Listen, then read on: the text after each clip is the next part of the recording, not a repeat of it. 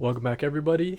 We're doing top 5 comic books of the week. Another top 5 comic books of the week. Do this every single week. You guys know what it is. Try to do it on Friday. This is everything else that came out this week, right? So, really tough to choose a top 5, but we had to do it. It's what we're here for. So, let's get into it.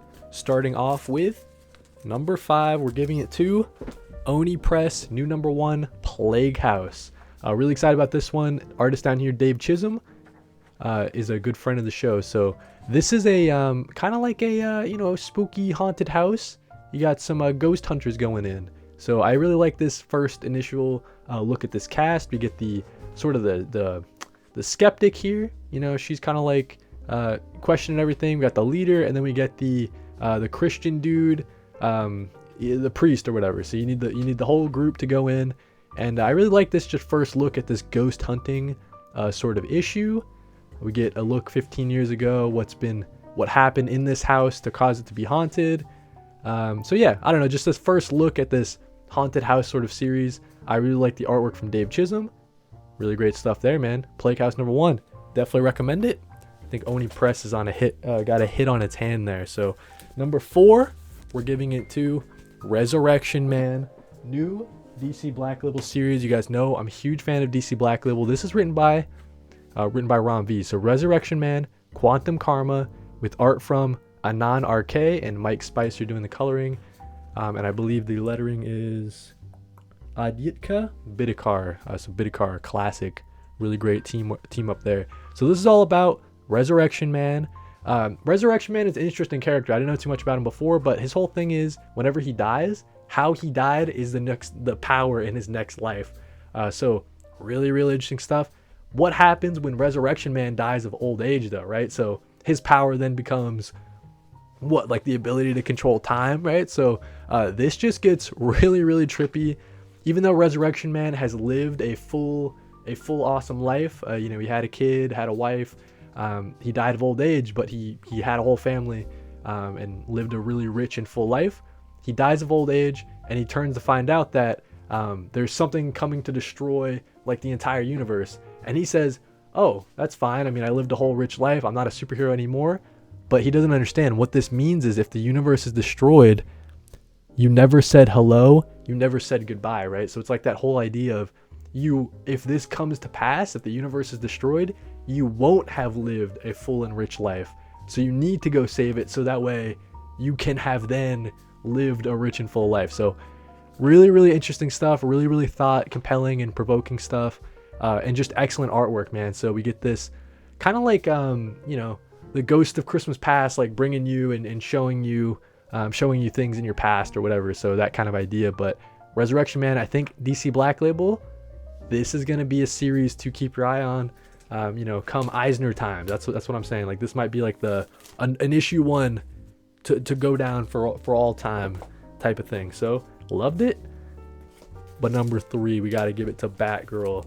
Batgirl number 6, man. So this series is just blowing me away, dude. I keep speaking highly on it, and it keeps leveling up issue after issue. Tate Bromble just bringing that really great mother and daughter dynamics. I mean, she's a daughter of Bruce Wayne, Batman, but she's also the daughter of Shiva, world-renowned assassin, right? So it's kind of like this push and pull, really heartbreaking stuff in this issue. But we do get Cassandra Cain and Batgirl trying to break free. We learn to realize that the shadow organization that's after Cassandra Cain and Shiva, they're really just after Shiva. Shiva just really messed with this, deep in the mountains clan, and they're coming for revenge. So they were chilling until Shiva kind of messed with them. So that's why they're after Batgirl as well. Really great fight scenes. Batgirl making Shiva proud, kind of coming into her own, proving that, hey, these Batman kind of tactics can work. And I kind of make them my own. I kind of give it that Cassandra Cain flair, and then you get this really heartbreaking moment with Cassandra Cain riding off on the motorcycle and Shiva being left to defend and make sure Cassandra Cain can get out. So I don't know, man, just really heartbreaking stuff. I'm in love with this series. Issue after issue just gets better. The most underrated DC series probably on stands right now. Number two, we're jumping over to Marvel Comics, guys. A little bit of Marvel Comics switcheroo on you. We got Charles Soule and Steve McNiven, Daredevil, Cold Day in Hell. So this is like It's being compared to like old man Daredevil or like the Batman Dark Knight, but like the Daredevil version. So we get an old age Daredevil who has since lost his powers. He's actually blind. He doesn't have his radar senses anymore, his secret super smelling and all that stuff. And he's living in kind of a world that's like a crazy battle has happened between all the Avengers and stuff like that. A lot of people aren't heroes anymore. The world is still kind of in a dark place, but Daredevil's just trying to get by, trying to help people by running a soup kitchen. He runs into Captain America, and this kind of starts him down on a path of getting back to it, because he was in an explosion and he gets his powers back. So this world needs Daredevil again. Daredevil's got to get back to it. So really, really great issue number 1. Got Daredevil back in the suit, Matt Murdock. Just a great number 1, man. I really enjoyed it. I think this is like it says right there, 3-issue series. So, but this was like a packed. I mean, it's pretty long, so definitely worth checking out. If not now, definitely check it out in a trade. This is going to be a series that you definitely want to read. Charles Soule back on Daredevil. I mean, how can you go wrong there? Number 1 pick though, number 1 comic book of the week.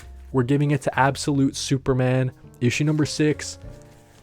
This has confirmed, this has cemented that this is indeed my favorite Absolute title, guys.